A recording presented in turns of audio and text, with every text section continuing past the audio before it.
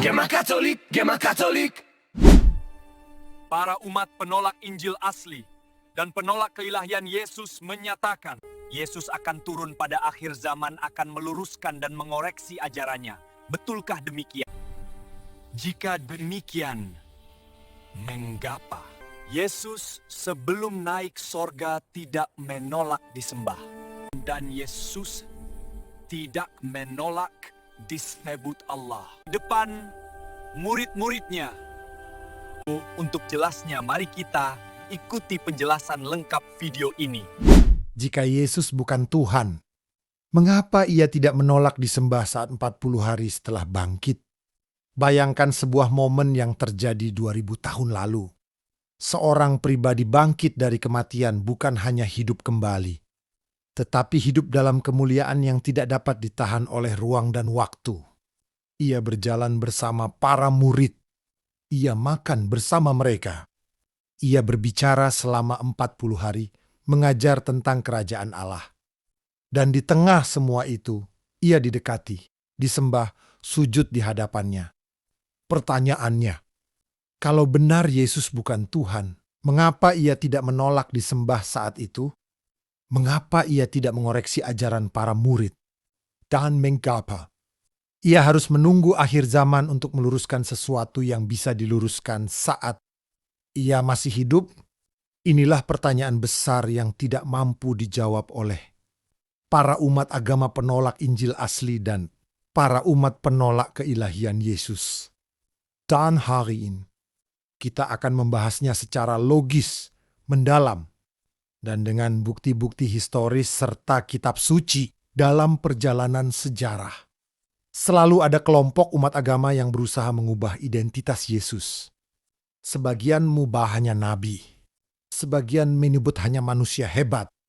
Sebagian lagi menyebut bahwa Yesus nanti akan meluruskan ajaran. Di akhir zaman, karena para pengikutnya dianggap salah memahami ajaran dirinya. Namun muncul pertanyaan yang sangat mendasar. Jika Yesus benar hanya seorang nabi atau manusia biasa, mengapa ia tidak berkata demikian kepada murid-muridnya saat ia masih hidup? Jika ia menolak disebut Tuhan, mengapa ia tidak menolak saat disembah? Khususnya setelah bangkit di hadapan para muridnya. Hari ini kita akan mengupas seluruh pertanyaan tersebut dengan jujur dan mendalam. Mari kita awali pembahasannya yang lebih dalam. Bagian pertama 40 hari paling penting dalam sejarah kekristenan. Yesus tidak hanya bangkit lalu langsung naik ke surga. Ia tinggal selama 40 hari untuk satu alasan besar. Mengajar para rasul tentang kerajaan Allah dan meneguhkan iman mereka. 40 hari ini menjadi fondasi gereja mula-mula. Disinilah Yesus menampakkan diri berulang kali, makan bersama, berdialog panjang, menguatkan iman mereka, mengirim misi amanat agung. Jika ada saat yang paling tepat untuk meluruskan ajaran yang salah, 40 hari inilah waktu terbaik itu. Namun apa yang terjadi? Bukan hanya Yesus tidak menolak disembah, ia justru menerima penyembahan itu sebagai sesuatu yang benar. Saudara-saudari terkasih, mari ikuti pembahasan selanjutnya. Bagian 2, bukti-bukti Yesus menerima penyembahan. Mari kita lihat satu persatu momen setelah kebangkitan. 1. Para perempuan sujud dan memegang kaki Yesus, Matius 28 ayat 9. Ketika Yesus menampakkan diri setelah bangkit, para perempuan mendekatinya, memeluk kakinya, dan menyembahnya. Jika Yesus bukan Tuhan, reaksinya seharusnya seperti malaikat dalam Wahyu 22 ayat 8-9. Jangan, aku hamba seperti engkau. Tetapi Yesus tidak menegur. Ia menerima sujud itu sebagai bentuk penyembahan. 2. Para murid menyembah Yesus, Matius 28 ayat 17. Ketika Yesus menampakkan diri kepada 11 murid di Galilea, ketika melihat dia mereka menyembahnya, apakah Yesus menghentikan mereka? Tidak. Justru setelah penyembahan itu, ia berkata, Kepadaku telah diberikan segala kuasa di sorga dan di bumi. Itu bukan kata-kata nabi. Itu deklarasi keilahian. 3. Thomas berseru, Tuhanku dan Allahku. Yohanes 20 ayat 28. Ini momen penting. Thomas yang awalnya ragu justru menyatakan keilahian. Yesus dengan kata-kata paling eksplisit, Tuhanku dan Allahku. Jika Yesus hanya nabi, inilah momen paling tepat Yesus untuk berkata, jangan menyebut aku Tuhan, aku hanya utusan. Tetapi Yesus tidak. Yesus tidak menolak. Yesus tidak mengoreksi. Yesus justru berkata, karena engkau melihat aku, maka engkau percaya. Yesus membenarkan keimanan Thomas tentang keilahian diri Yesus. 4. Yesus menerima doa dan menyebut diri sebagai pusat keselamatan. Selama 40 hari itu, para murid berdoa dalam nama Yesus. Saat itu Yesus tidak menegur mereka. Yesus bahkan berkata, mintalah dalam namaku, maka Bapa akan mengabulkannya. Perkataan itu bukan nabi yang berkata, tetapi hanya Tuhan yang bisa menjadi pusat doa umat. Saudara-saudari, mari ikuti pembahasan selengkapnya. Bagian ketiga, jika benar ada ajaran yang salah. Inilah momen Yesus pasti akan meluruskannya. Mari kita pikirkan secara logis. Jika benar para murid salah paham, jika mereka salah menyembah, jika mereka menganggap dia Tuhan padahal bukan, maka zatnya. 1.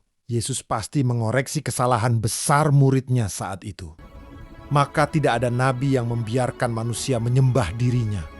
2. Waktu 40 hari adalah waktu terbaik untuk meluruskan. Ia mengajar murid-muridnya siang dan malam pasti secara logika. Setiap hari ada kesempatan untuk berkata, jangan sebut aku Tuhan. Tapi itu tidak pernah terjadi menurut saksi mata. 3. Penyembahan kepada Yesus terjadi berulang kali. Dan ia tidak pernah menolak satupun penyembahan murid-muridnya saat itu. 4. Para rasul sangat dekat dan berani bertanya langsung. Jika mereka salah ajaran yang Yesus ajarkan, pasti Yesus akan menegur. Tetapi tidak ada satupun teguran dari Yesus. 5. Yesus justru menguatkan keyakinan bahwa dirinya adalah Tuhan. Yang artinya, tidak ada ajaran yang perlu diluruskan karena murid-murid tidak salah. Mereka benar sejak awal bahwa Yesus adalah Tuhan. Mari kita ikuti pembahasan selanjutnya. Bagian 4. Kenapa kelompok umat penolak Injil asli mengatakan Yesus akan meluruskan ajaran di akhir zaman? Kelompok umat ini mengatakan, Yesus akan meluruskan ajaran di akhir zaman. Kelompok penolak Injil asli berpendapat bahwa para murid salah paham. Yesus nanti akan meluruskan di akhir zaman.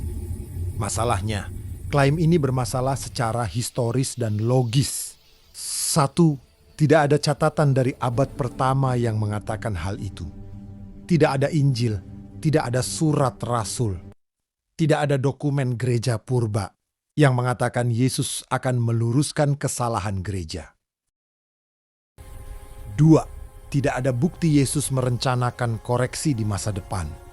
Cara Yesus mengajar dan cara ia menerima penyembahan membuktikan sebaliknya. 3. Jika benar itu kesalahan besar, mengapa Yesus menunggu ribuan tahun? Mengapa tidak mengoreksi langsung? 4. Klaim ini muncul dari ketidakmauan menerima Injil asli. Kelompok penolak Injil asli kesulitan menerima bahwa Yesus adalah Tuhan. Maka diciptakanlah penjelasan alternatif. Nanti Yesus sendiri yang akan mengoreksi. Padahal itu bertentangan dengan Zeyara, Kitab Suci. Perkataan Yesus, tindakan Yesus sendiri. Mari kita ikuti pembahasan selanjutnya. Bagian 5, logika yang tak terbantahkan. Sekarang kita masuk ke inti logika. 1. Jika Yesus bukan Tuhan, ia wajib menolak disembah. Nabi sejati tidak menerima penyembahan untuk diri sendiri. 2. Tetapi Yesus menerima penyembahan berulang kali, baik sebelum maupun sesudah kebangkitan. 3. Yesus mengaku memiliki otoritas ilahi. Hanya Tuhan yang dapat mengampuni dosa. Yesus mengampuni dosa.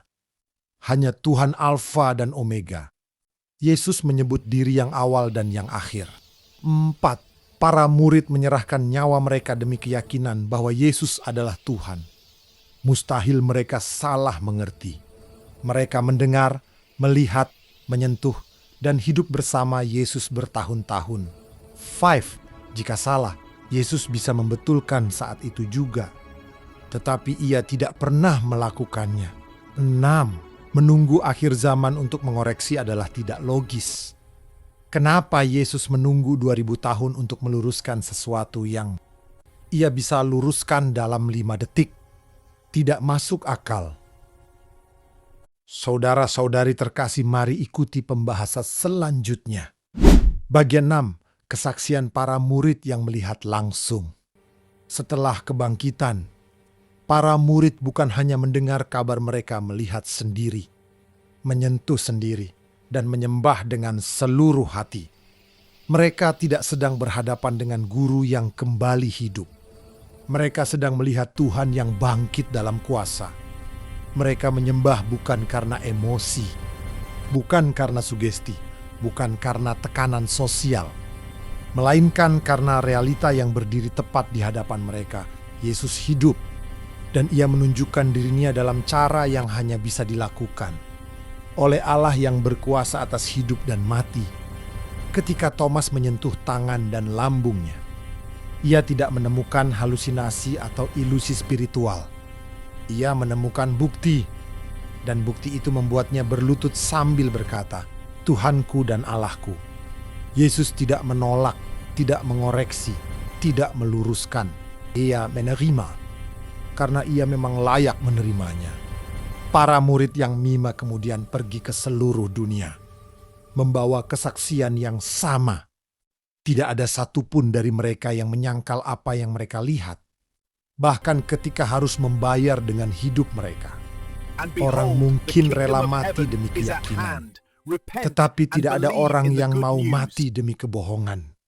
Mereka tetap teguh karena mereka tahu satu hal. Yesus menerima penyembahan sebab ia adalah Tuhan. Mari kita lanjutkan bagian selanjutnya. Bagian 7. Konsekuensi teologi. Hanya ada 2 pilihan. Jika Yesus menerima penyembahan setelah bangkit, maka dunia menghadapi 2 pilihan yang tidak bisa ditengah-tengahi. Pilihan pertama, menganggap Yesus hanyalah manusia biasa yang secara ajaib diizinkan menerima penyembahan. Tetapi itu mustahil. Tidak ada nabi, guru, pemimpin rohani, atau tokoh manapun yang mengizinkan manusia menyembahnya. Mereka menolak, menghalangi, bahkan melarang. Tetapi Yesus tidak, dan keputusan untuk menerima penyembahan itu memiliki bobot teologisis yang sangat besar. Pilihan kedua, menerima bahwa Yesus adalah Tuhan yang menjelma menjadi manusia, yang berhak menerima penyembahan karena ia satu adanya dengan Bapa sejak kekal. Ia bukan ciptaan. Ia bukan utusan yang terbatas. Ia adalah Sang Firman yang sejak semula bersama Allah dan memang adalah Allah. Umat penolak Injil asli mencoba menghapus realita ini. Mereka ingin Yesus menjadi sekadar tokoh moral, sekadar guru, sekadar manusia pilihan. Tetapi sejarah, kesaksian murid, dan tindakan Yesus sendiri menolak pandangan itu. Tidak ada posisi netral. Tidak ada jalan tengah, hanya ada 2 pilihan. Menyembahnya sebagai Tuhan, atau menolak kebenaran yang telah dinyatakan. Mari ikuti pembahasan bagian selanjutnya. Bagian 8, periode 40 hari bukti super kuat ia bukan manusia biasa. 40 hari setelah kebangkitan bukan waktu yang singkat. Itu bukan peristiwa spontan 1 malam.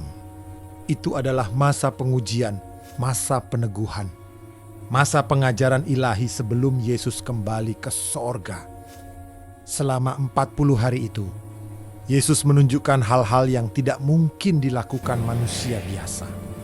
Ia muncul di ruangan Z yang terkunci bukan sebagai roh, tetapi sebagai Tuhan yang mengatasi keterbatasan fisik. Ia makan bersama mereka bukan sebagai hantu, tetapi sebagai pribadi yang hidup dan nyata. Ia berbicara, mengajar, menegur, dan meneguhkan murid dengan otoritas ilahi yang sama seperti sebelum penyaliban. Dan selama 40 hari itu, tidak ada satupun waktu di mana ia menolak penyembahan murid. Justru sebaliknya, ia menguatkan iman mereka melalui kehadirannya. Jika Yesus hanyalah manusia, maka 40 hari ini tidak akan pernah terjadi. Jika ia hanya nabi, ia akan menolak penyembahan. Jika ia hanya guru, ia akan mengarahkan mereka kepada yang lain. Tetapi ia tidak melakukan itu. Ia menerima penyembahan yang layak diberikan kepada dirinya sebagai Allah. 40 hari ini adalah bukti tanpa celah, tanpa retak. Tak pernah untuk menolak bahwa ia disebut Tuhan yang hidup. Mari kita masuk bagian selanjutnya. Bagian ke-9, penutup Yesus naik ke sorga. Puncak dari segalanya bukan hanya konia, tetapi kenaikannya. Di hadapan mata para murid, Yesus naik menuju sorga, bukan hilang dalam kabut, bukan menghilang seperti legenda, tetapi naik dalam kemuliaan yang hanya dimiliki pribadi ilahi. Para murid tidak menangis karena kehilangan. Mereka menyembah, sebab mereka tahu bahwa kenaikan itu bukan akhir tetapi awal dari pemerintahan. Kristus sebagai Raja segala raja, dan bahkan malaikat meneguhkan hal itu. Ia yang naik ke sorga dalam kemuliaan adalah Tuhan yang kelak kembali dengan kemuliaan yang sama. Kenaikan Yesus bukan sekadar tanda ia pulang.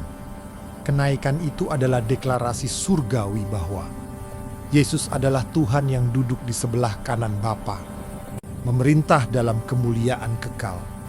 Dan inilah pertanyaan yang kembali menggema.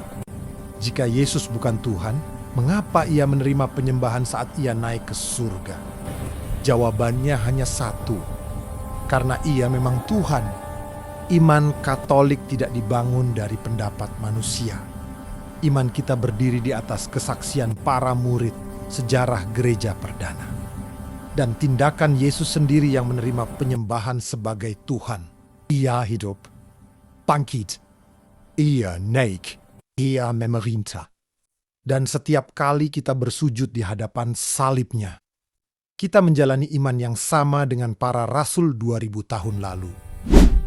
Demikian penjelasan apologet Katolik. Semoga umat penolak Injil asli sekarang sudah mengenal sebenarnya siapa itu Yesus. Jika video ini meneguhkan imanmu, jangan berhenti di sini. Bagikan kebenaran ini. Klik subscribe, like, dan share agar semakin banyak jiwa diteguhkan. Dan tuliskan di komentar, Yesus adalah Tuhanku dan Allahku. Sampai bertemu di video berikutnya. Dan tetaplah hidup dalam terang Kristus. Tuhan memberkati. Amin. Gema Katolik, Gema Katolik.